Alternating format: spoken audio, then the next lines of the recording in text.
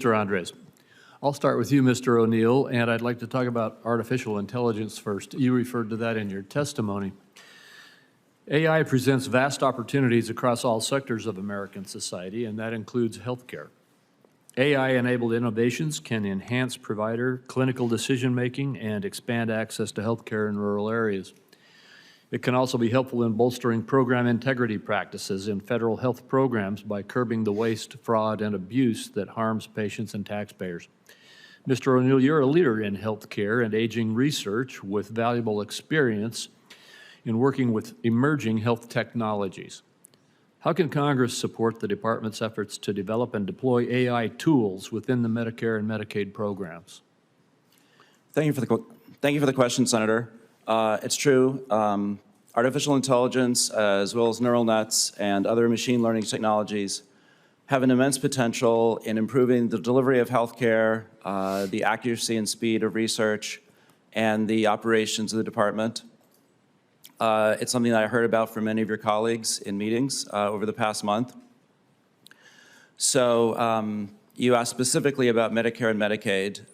It's important that all decisions made by CMS, as well as by other affiliated entities that are involved in delivering and reimbursing Medicare and Medicaid, are able to make quick and accurate decisions for millions of beneficiaries.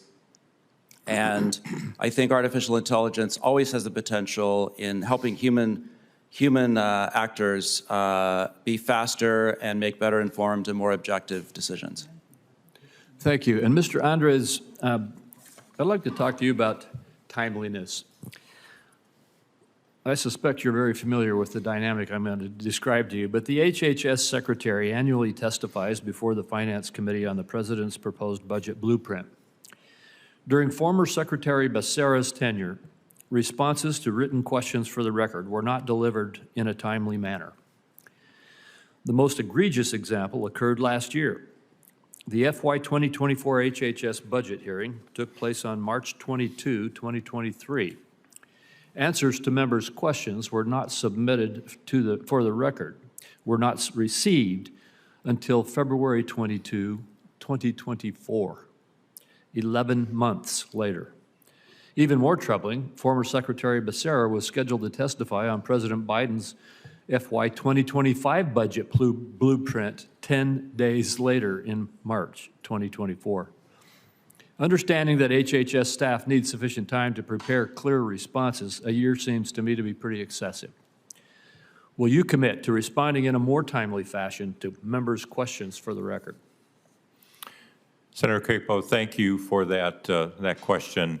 And one thing I wanted to add to his context is that as I've gone around and met with senators on this committee and with their staff, the concern that you're raising has been something I've heard over and over and over again. So number one, I'm aware of that and I'm sensitive to it. Number two, I think both from my positions as working as a congressional staffer, I understand the importance of timely responses to congressional inquiries. I also know that from my White House tenure, that was something that you always heard about from the agencies as well. I do commit that I will try to, as the best of my ability, to be as responsive and accountable and timely and transparent as possible. Well, thank you very much. And that question and your response focused on the response to us, to our questions and concerns. I'd like to ask about another aspect of it. Given your extensive experience on Capitol Hill, how do you plan to continue fostering strong relationships? And I'm focusing on this. How would you ensure that our concerns, as we raise them, are clearly and efficiently communicated to the Secretary?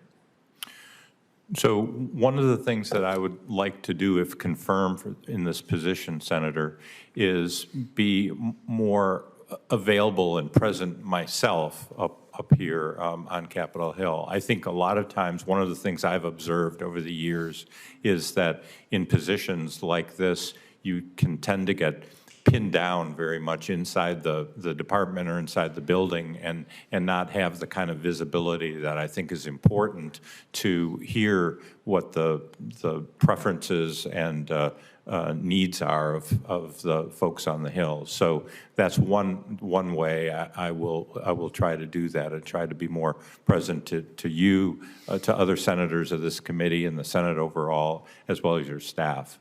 All right, thank you very much. My time has expired.